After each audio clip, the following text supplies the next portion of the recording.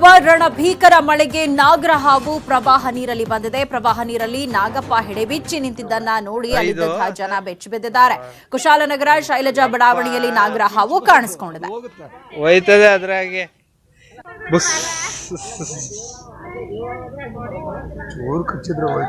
ಐದು ಸರ್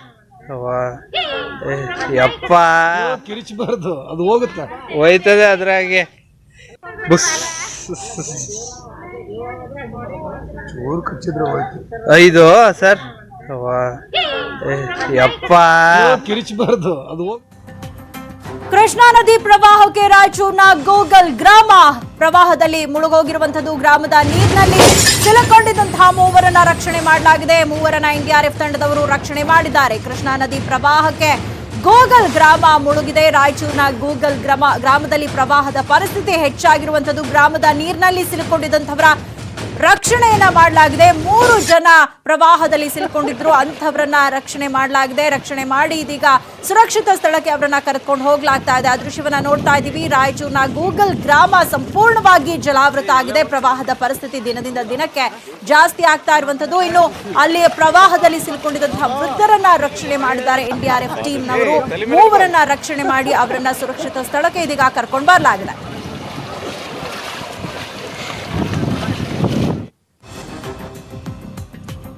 ತುಂಗಭದ್ರಾ ಜಲಾಶಯದಿಂದ ನೀರನ್ನ ಬಿಡುಗಡೆ ಮಾಡಲಾಗಿದೆ. ಕಂಪ್ಲಿ ಗಂಗಾವತಿ ಸಂಪರ್ಕ ಸೇತುವೆ ಇದೀಗ ಸಂಪೂರ್ಣವಾಗಿ ಜಲಾವೃತ ಆಗಿದೆ. ಜನರಿಗೆ ಪ್ರವಾಹದ ಭೀತಿ ಇದೀಗ ಎದುರಾಗಿದೆ. ಯಾಕಂದ್ರೆ ತುಂಗಭದ್ರಾ ಜಲಾಶಯದಿಂದ ನೀರನ್ನ ಬಿಡುಗಡೆ ಮಾಡಲಾಗಿದೆ. ಕಂಪ್ಲಿ ಗಂಗಾವತಿ ಸಂಪರ್ಕ ಸೇತುವೆ ನೀರನ್ನ ಬಿಟ್ಟಿರೋದ್ರಿಂದಾಗಿ ಜಲಾವೃತ ಆಗಿದೆ. ಹೀಗಾಗಿ ಜನ ಪ್ರವಾಹದ ಭೀತಿಯನ್ನ ಎದುರಿಸ್ತಾ ಇದ್ದಾರೆ.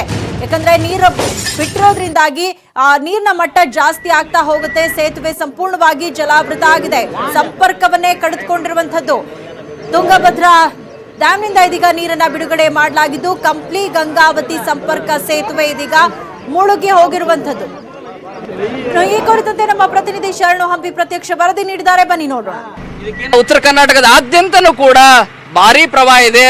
ಅದೇ ರೀತಿಯಾಗಿ ಬಳ್ಳಾರಿಯಲ್ಲೂ ಕೂಡ ಪ್ರವಾಹ ಆರಂಭ ಆಗಿದೆ. ಜನರು ಭಯಭೀತರಾಗಿದ್ದಾರೆ.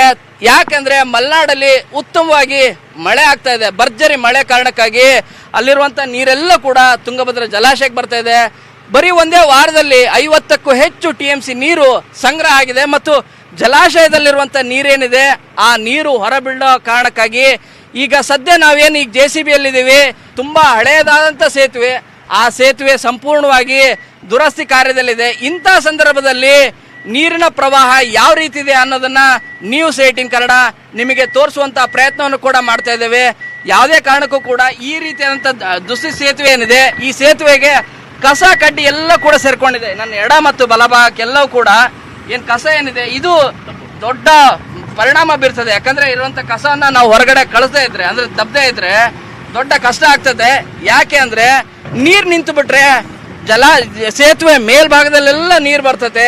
ಆವಾಗ ದೊಡ್ಡ ಸಂಕಷ್ಟವೇ ಅನುಭವಿಸ್ತಾರೆ. ಆ ಕಾರಣಕ್ಕಾಗಿ ಜಿಲ್ಲಾಡಳಿತ ಮತ್ತು ತಾಲೂಕು ಆಡಳಿತ ಮೊದಲ ಪ್ರಯತ್ನವಾಗಿ ಕೆಲಸ ಮಾಡ್ತಾ ಇದೆ. ಯಾಕಂದ್ರೆ ಸದ್ಯ ಜಲಾಶಯದಿಂದ ನದಿಗೆ ಬಿಟ್ಟಿರೋದು 1,30,000 ಕ್ಯೂಸೆಕ್ಸ್ ನೀರು ಬಿಡ್ತಾ ಇದ್ದಾರೆ. ಈಗಾಗಲೇ 1.5 ಲಕ್ಷ ಕ್ಯೂಸೆಕ್ಸ್ ನೀರನ್ನ ಮೇಲ್ಭಾಗದಲ್ಲಿ ಅಂದ್ರೆ ಡ್ಯಾಮ್ನಿಂದ ಬಿಟ್ಟಿದ್ದಾರೆ. ಆ ರೀತಿ ಏನಾದ್ರೂ ನೀರು ಹೆಚ್ಚಳ ಆತಂದ್ರೆ JCBಯನ್ನ ಈ ಸೇತುವೆ ಮಧ್ಯದಲ್ಲಿ ಕರ್ಕೊಂಡು ಬರ್ಲಿಕ್ಕೂ ಕೂಡ ಆಗೋದಿಲ್ಲ. ಈ ಕಾರಣಕ್ಕಾಗಿ ಇಲ್ಲಿರುವಂತ ಕಸವನ್ನ ಹೊರಗಡೆ ದಬ್ಬುವಂತ ಕೆಲಸವನ್ನ ತಾಲೂಕು ಆಡಳಿತದ ಮೂಲಕ JCB ಮೂಲಕ ಮಾಡ್ತಾ ಇದ್ದಾರೆ. ನನ್ನ ಬಲಭಾಗದಲ್ಲಿ ಇಲ್ಲಿರುವಂತ ಅಧಿಕಾರಿಗಳೇನಿದ್ದಾರೆ ಪರಿಶೀಲನೆಯನ್ನ ಮಾಡ್ತಾ ಇದ್ದಾರೆ. ಯಾವುದೇ ರೀತಿಯಾದಂತ ತಪ್ಪುಗಳಾಗಬಾರ್ದು, ಪ್ರಮಾದಗಳಾಗಬಾರ್ದು ಅಂತ ಹೇಳಿ ಮೀನುಗಾರ ಕುಟುಂಬಗಳು ಮತ್ತು ನದಿ ಪಾತ್ರದಲ್ಲಿರುವಂತಹ ಜನರು ಕೂಡ ಸೂಚನೆಯನ್ನು ನೀಡಿದ್ದಾರೆ. ಕೆಲ ಮನೆಗಳಿಗೆ ನೀರು ಕೂಡ ನುಗ್ಗಿದೆ.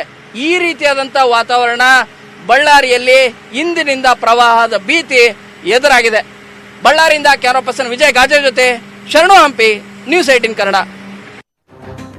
ಬಳ್ಳಾರಿ ಯಾವ ರೀತಿ ನಲುಗ್ತಾ ಇದೆ ಪ್ರವಾಹದಿಂದ ಅನ್ನೋದನ್ನ ನೋಡಿದ್ವಿ. ಇನ್ನು ಟಿ ನರಸೀಪುರದ ತ್ರಿವೇಣಿ ಸಂಗಮ ಡ್ರೋನ್ ಕ್ಯಾಮೆರಾದಲ್ಲಿ ಸೆರೆಯಾಗಿದೆ. ಮೈಸೂರು ಜಿಲ್ಲೆ ಟಿ ನರಸೀಪುರದ ಸಂಗಮ ಡ್ರೋನ್ ಕ್ಯಾಮೆರಾದಲ್ಲಿ ಸೆರೆಯಾಗಿದ್ದು, ಕಾವೇರಿ ಕಪಿಲಾ ಸ್ಫಟಿಕ ನದಿಗಳು ಸೇರುವ ಸ್ಥಳವನ್ನ ನಾವಿದೀಗ ನೋಡ್ತಾ ಇದ್ದೀವಿ.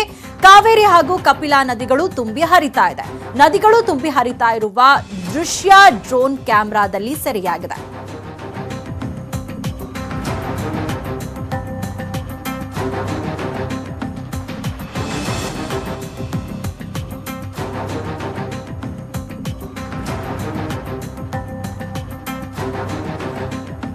ಟಿ ನರಸೀಪುರದ ತ್ರಿವೇಣಿ ಸಂಗಮ ಡ್ರೋನ್ ಕ್ಯಾಮೆರಾದಲ್ಲಿ ಸೆರೆಯಾಗಿದೆ. ಮೈಸೂರು ಜಿಲ್ಲೆ ಟಿ ನರಸೀಪುರ ಸಂಗಮವನ್ನ ನಾವು ನೋಡ್ತಾ ಇದ್ದೀವಿ. ಕಾವೇರಿ, ಕಪಿಲಾ, ಸ್ಫಟಿಕ ನದಿಗಳು ಸೇರುವ ಸ್ಥಳವನ್ನ ನಾವಿದೀಗ ನೋಡ್ತಾ ಇದ್ದೀವಿ. ಕಾವೇರಿ ಹಾಗೂ ಕಪಿಲಾ ನದಿಗಳು ತುಂಬಿ ಹರಿತಾ ಇದೆ.